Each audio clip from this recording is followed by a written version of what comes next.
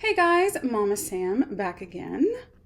So today's video I'm going to be talking about more in depth when I got released from the hospital and what those next couple of months were like for me. So before we get started though, if you can, please donate to my GoFundMe. The link is down below. And also if you have any stories that you would like to share, you can send them to sharewithmamasam@gmail.com. I welcome all stories, of course, your chronic illness stories, but for those of you who don't know, if you haven't watched any of my videos, I also read ghost stories every now and then. So if you want to send any paranormal type stuff, I really enjoy that kind of stuff too. So, and also please like, comment, and subscribe. And don't forget to share the video so that we can spread the word and build this chronic illness community. So I now have 34 subscribers. Oh my gosh. I'm hot stuff, which is really cool because that means I have at least 34 people in this world that actually care about what I have to say and what I'm going through. So thank you guys so much for subscribing. I hope I can be everything that you expect from me and more. I had a commenter ask me in the last video about my chronic stomach pain. Exactly where is the pain, he was asking. He said, I didn't really notice where it was. So I don't want to show, I'm not going to show any part of my body, but it's, this is kind of awkward, but, yes, fire and blood, everyone. Fire and blood forever. So it's, honestly, it's right beneath my breasts. You can push in, like, you can feel your ribs, right? It's right towards the bottom of my ribs. You can feel them right here. And in the middle, it's soft. So it's right there. It's upper quadrant. It's like about, like, here's my belly button. It's like 3 inches above my belly button. So it's right here in this like divot that you have in your stomach. So right in between the rib cage, under the breasts, it's in there. Felt like I was getting very personal with you guys there. But yes, and the pain I also have mentioned before to my GI doctor is that I can actually push on the pain and feel it. Like right now, if I push on it, it's tender. Sometimes it's tender, sometimes it really hurts to touch it. So I was always under the impression that if you can actually touch it, there's actually something there causing pain. I don't know how true that is. I was told that in quick care when I had went for sore ribs at one time, and they said if you could actually push on it, that's more of a good sign because that means that it's like actual bruising or soreness and not something internal. Like if you pushed on it and it didn't hurt, obviously there's something internal wrong. I don't know how true that is. That's just what I was told. So thank you so much to Black Hawk for your comments and suggestions. Like I said, I'm going to talk more about what it was like for me when I got out, actually was discharged from the hospital. And I had mentioned before that I was staying in my in-laws, which I was. And then when I actually went home, how I took a bath and laid in bed and just didn't really know what was going on. So for like, I don't remember how long it was because I know I got back home in August and I kind of lost all track of time and everything in that time frame. My father-in-law had to kind of help me take my daughter to school for the first couple weeks because I had went from being completely bedbound for about 2 weeks to walking again. And I had to force myself to do it. It wasn't easy. Like I said, it was very dizzy. None of my clothes fit. Eventually, they couldn't do it every day. I had to do it on my own. And I was really, really nervous because I didn't know if I'd be able to. And so what a day was like for me was I'd get up and I was super dizzy and had so much head pressure. The very first things I would do in the morning is I would take Dramamine. And then they also gave me medication for something called Furacet, which is for tension headaches, which was, you know, they didn't really know if I was having tension headaches, but they were saying that this could help with the head pressure. So I was taking that. So that's what my morning would be like. I would get up and I would take those. And I would take my daughter to school. And it would be very hard. So I park kind of far and then we walk because it's just kind of how it is for us. I don't know how far I walk. I can't really tell you in like, I don't like measurements for stuff like that, but it takes about, from the car to dropping her off to the front of the school, takes about 3 minutes probably walking there and back. So a total of 6 minutes. And I can tell you, I struggled with doing that. It's very simple walk. Like, one thing I want to let you guys know is I used to be a competitive runner. I really did. And I, at one point, was able to run a mile in under 8 minutes, which is really good for a girl. I actually finished it in 7:40 was my time for a mile. And so I love to run. I love it so much. There's something about it that I love. I feel free and you feel good. And I don't know. I really love to run. And so not being able to walk for 6 minutes is insane. It's insane. I would get back to my car and I'd have to put the seat back for a minute and I would have to catch my breath and I would just be breathing so hard, like I would really have to catch my breath. I would have terrible heart palpitations.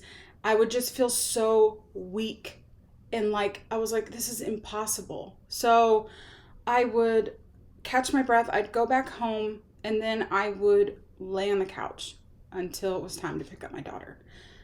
And just getting up while I'm laying there, just getting up to go to the bathroom was like, oh my gosh, I can't do it. Obviously I did, but it was almost like I couldn't even get up to go to the bathroom because I was that tired and I was that weak and I was that dizzy and the head pressure would not stop. It was excruciating. So I would lay and I binge watched a lot of TV during that time, like crazy.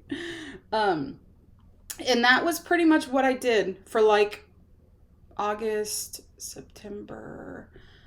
It was probably till like October. I would drop her off at school and I'd lay on the couch and I wouldn't move until it's 6 hours till it was time to get up and get her. And I would be same thing, but in Vegas, and it's like 105 degrees outside and I'd have to go get her and it would be awful. And then I'd come home and I would lay down and I wouldn't move until it was time to go to bed. My husband would, we'd go to bed and that was it. He had to really step up and do a lot because I couldn't get up to cook. I couldn't get up to clean.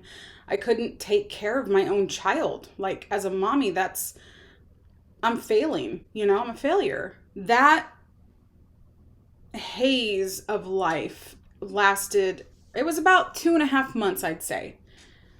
Finally, I got fed up with it. I was just like, this is not going to happen to me. So I got my weights, like I had said, and I would have to do it laying down, but I would, lift the weights up because my arms were so weak. And I remember, like showing my husband, like when I would move, it doesn't really do it anymore, but when I would move my hands, they would like out of control spasm down. Like I couldn't control the movements of my wrists. And it was like that with both wrists. And so with the weights, I would hold them like this and I would move them up and down like that to try to gain control of my wrists. I would stand up and do them overhead to just any area that felt weak, like my shoulders, my arms, my forearms, they would feel weak. I would, do this number. And then I would walk up and down the stairs for just as much as I could, which usually was only like 2 or 3 times that I could walk up the stairs before I was so winded. And my legs, I remember my legs were very weak too. They almost felt like jello when I would stand up and walk on them. And I remember I told my doctor that and he laughed at me. And I'm like, it's not funny. Like, seriously, I tried to stand up and walk and I can't. Like, don't you think that's serious? Anyway, so I would actually walk up the stairs. And then when I walked down them, I would like do a squat. And then I would do the other leg. So I kept doing that. And then I got to a point where I was able to walk outside when it wasn't quite as hot. And I would just walk around the block.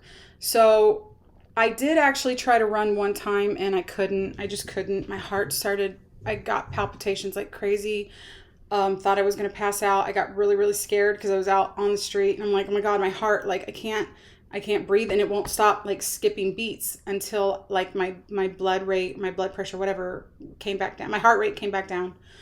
Then I was like, okay, I have to walk. And so I walked back home. And that was the last time I ever ran because I was too scared to do it again. So I would walk, and that was fine. I could walk. I can walk still. So I eventually started getting myself up, moving more. And I'd say by like very late October, I was up moving better, strictly because I had like conditioned myself to do it. I'm not going to lay around. That's not me. Unless I absolutely can't get out of bed or the couch, I'm not going to just like give up. I'm not going to. So I like reconditioned my body to get up and move around. And I do have flare-ups. Like I can't all the time. I can't get up and move as well as I'd like to all the time, but I am way better than I was. I was definitely the sickest and the worst from the end of July until the middle of October.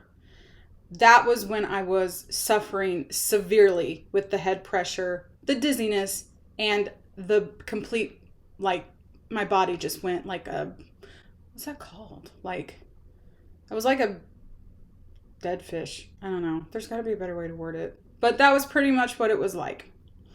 So that was the worst of it after I came back from the hospital. And like I said before, when I had said, I don't really remember much, I don't. Like, I remember waking up in the middle of the night, telling my husband, Frank, please help me, or something, like my head. And he would have to give me my medications because they actually gave me Norco because I was in so much pain. And so I would take that, but I don't know. I didn't really feel like that worked very well, but I would take it because they told me to take it for the pain. So I would take that, and then I would take my Furacet, and I would have to just hope it worked. And sometimes it did, and sometimes it didn't. I just had to like get through the pain. There was nothing, and it was awful. Like I never knew anybody could go through that in the first place. And I don't know, for me going through it was I wouldn't wish it on my worst enemy. Like right now today, I still deal with really bad fatigue. Man, I know people that are actually have like chronic fatigue syndrome, and I don't know if that's what I have or not, but I mean, holy crap. Like, it's a tired that I've never felt before. I mean, I've always been somebody who's been kind of lazy, and I'm like, oh, I'm tired and all this kind of stuff. Like, no, you don't get what this is like. This is like I said, you're laying on the couch going, I have to go to the bathroom. But I'm so tired. I'm thinking about just pissing all over myself right here. Like, you don't even want to get up to go to the bathroom because you're so exhausted. You know, you get out and you try to walk and you try to like live your best life, but you can't because you take like 10 steps and you're like, I can't do this. I'm so tired. So it's a fatigue, like an exhaustion that I have never felt before in my life. And I do struggle with that still right now, but it's not nearly as bad as it was when I first got sick. That was like, yeah, I'm going to just pee myself because I literally can't get up. And then also as far as like walking and stuff, like, I am able to actually exercise now if I want to. So I can do like low impact exercises, which I need to start doing. I am just so lazy. I'm making up excuses and blah, blah, blah. No, I need to get it together and I need to do it. So I am better than I was when I first got sick. I don't know. I still think I had like a virus that caused some sort of nerve damage in my body, but I don't know. I don't know. So yeah, that's pretty much it. That was all I wanted to touch base on, was how bad I was when I first was discharged. I hate using the word literally, but I'm going to use it. I was literally couch-bound for like 2.5 months. I could not get up. So thanks for watching, guys. Oh, Mom is interrupting my video. Anyway, thanks for watching, guys. Again, if you can donate, please, I would really, really appreciate it. And please send me your stories. I would be so excited to read them. And I will see you guys next time. Bye, friends.